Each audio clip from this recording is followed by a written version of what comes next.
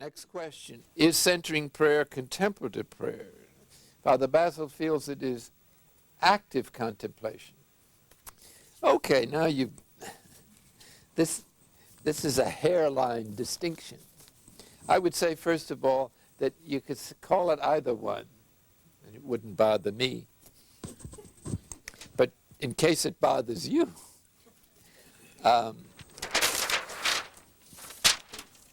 let's try to make this a little clearer. Let us say the Holy Spirit, who inspires the first movement to desire to pray, is at this end of a spectrum with simplified, effective prayer, such as centering prayer, at this end of the spectrum. In other words, this state of prayer presupposes that one has done a certain amount of discursive meditation or effective prayer and has simplified one's aspirations, such as Jesus' prayer, down to a single word like Jesus, or down to a single word like the sacred word. "O God, come to my assistance" is another one. It might be simplified down to God, I don't know. But in other words, there's a very, very delicate action that is very simple, but there's still some action in centering prayer, because you introduce the sacred word. When you sit down, you're not normally engulfed by the Holy Spirit's action, as can happen to some people when you're established in the habit of contemplation. So when you sit down, you have to introduce the sacred word to establish the intention of your will for this period of prayer. Okay, so you're actually then opening to the Holy Spirit. And whenever thoughts come that take you away from the purity of that intention, you return again to your sacred word, reaffirming your original intention of opening and moving and giving yourself to God. Meanwhile, the Spirit is approaching us from within and trying to engage us in the practice of interior silence, and to take over our activity to such a point that the Spirit does all the activity and we're left with a kind of general loving awareness of God that has no content, no particular content.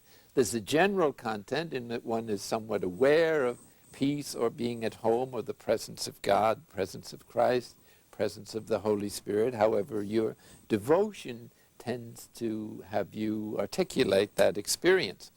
Now, at some point, you enter what might be called a no man's land, where your gentle activity is very gentle indeed and hardly moves, so that sometimes you lose the sacred word or it becomes very vague or disappears.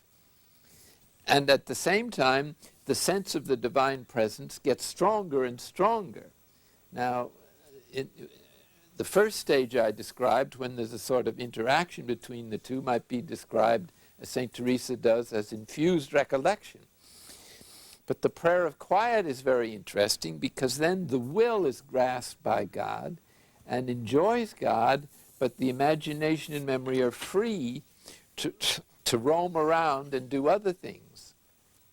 So they persecute the will, which is enjoying the delight of God, and so on. And so when the prayer of quiet is present, then you are in contemplative prayer, strictly so speaking. But in the same period of prayer, it may wax and wane. So when it wanes, then you start getting a flow of thoughts, some of which you are interested in. When the Spirit is strong, you know you're not interested in the thoughts, and hence the will is grasped. When you start getting attractions or aversions for thoughts, then you have to go back to your very simplified activity. So the answer is that you don't know at this stage whether you're in contemplative prayer or not in the strictest sense of the word.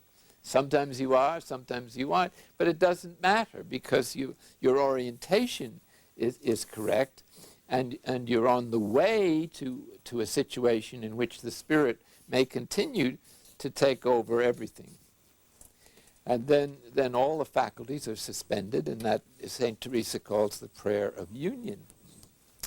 So centering prayer then might be described as the first step in the movement towards contemplation, and hence contemplation in that sense.